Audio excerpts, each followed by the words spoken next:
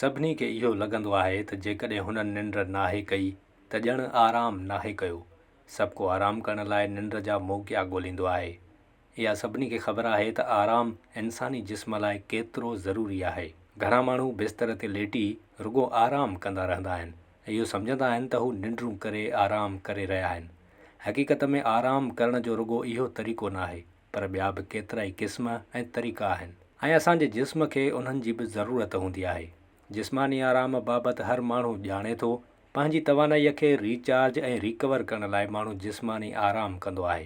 इन जो बहितर अंदाज़ निंड में ई आहे। रोज़ 8 कलाक निंड इंसानी सिहत लाइ ज़रूरी हूंदी आहे। घणा माण्हू अहिड़ो आराम मुराक़बो करे या योगा ज़रिए साह खणण जूं मश्क़ूं करे बि कंदा आहिनि। जिस्मानी उज़वनि खे पुरसुकून रखण ऐं रत जी रवानी बहितर बणाइण लाइ मसाज या ज़ोर ॾियणु जिस्मानी आराम जी हिकु शिकिल आहे। के सम्झंदा आहिनि त वॉकिंग करणु या कुझु माण्हुनि लाइ रक़्स करण बि संदन जिस्म खे आराम ॾिए थो।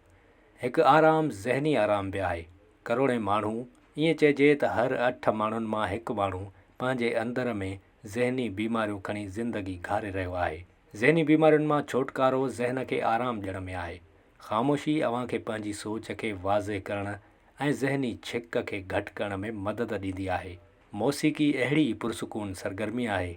का अहिड़ी सरगर्मी जेका अव्हांखे ज़हनी आराम ॾिए थी त उहा अव्हां लाइ ज़हनी आराम जी हिकु शिकिल आहे।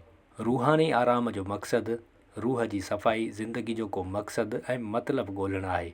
इन में पुरसुकून रहण जी मश्क़, इबादत करणु, मुराक़बो या मेडिटेशन करणु शामिल आहे।